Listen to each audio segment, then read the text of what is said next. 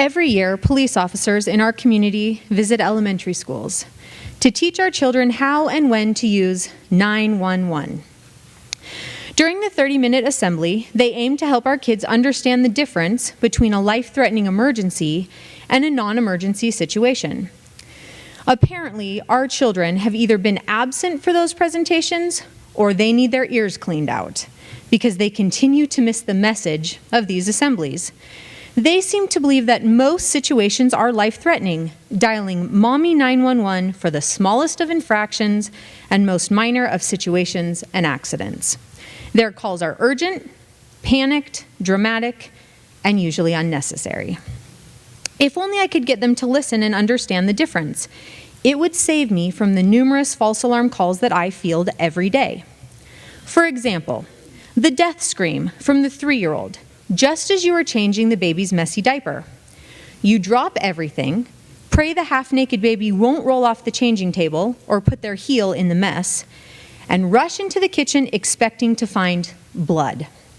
Instead, you find that your 3-year-old has spilled 2 of the teeniest, tiniest drops of water you can't even see on her favorite purple dress.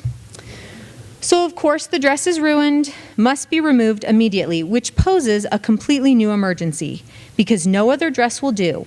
And now, even if all the laundry is done, she has absolutely nothing to wear.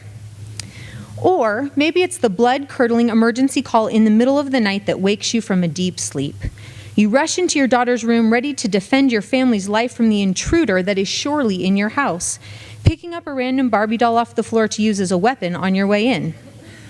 Nope, no intruder.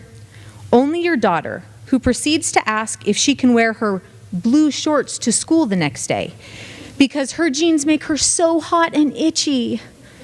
Clearly an emergency. Mommy 911 is also the number of choice when you're juggling making dinner, practicing piano, solving algebra problems, and nursing the baby. The emergency call comes from your son's room.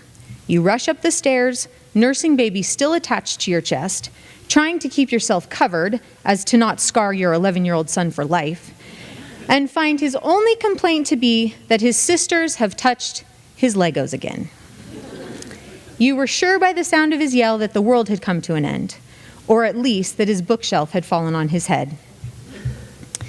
Any mother who has children in elementary school knows that every morning is a Mommy 911 situation. Shoes are missing, no one wants the snags brushed out of their hair, and breakfast is not being eaten fast enough to make it out the door on time. To top it all off, you hear your kindergartner dialing Mommy 911 from the top of the stairs. You put the baby carrier down, drop the diaper bag, and rush to her aid, only to have her tearfully tell you, "I can't wear these underwear. They have popsicles on them, and popsicles make me cold." Now that is what I call life-threatening. Mommy 911 isn't just for kids. We take calls from husbands too. Like when your husband is at your 9-year-old daughter's soccer practice. Mommy 911, what is your emergency? In a panic, my husband says, "Our daughter needs to go to the bathroom and my truck won't start." As Mommy 911 puts the baby in a carrier to go out on the call, the phone rings again. Mommy 911, what is your emergency? "Our daughter has just pooped her pants and my truck still won't start."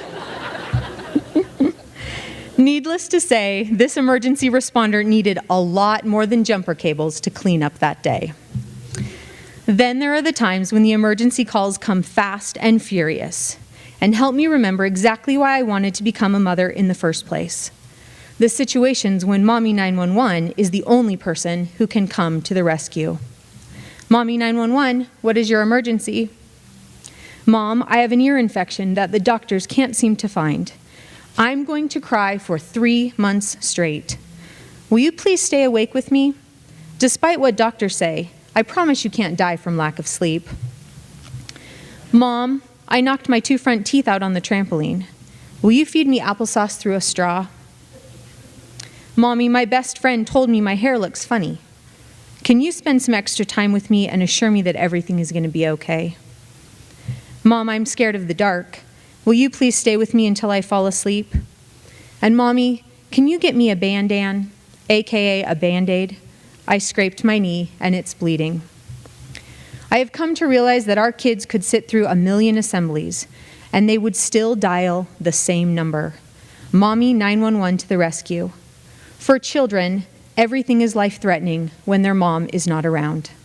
Our kids want us there to help calm their fears, solve their problems, and listen to their thoughts and ideas.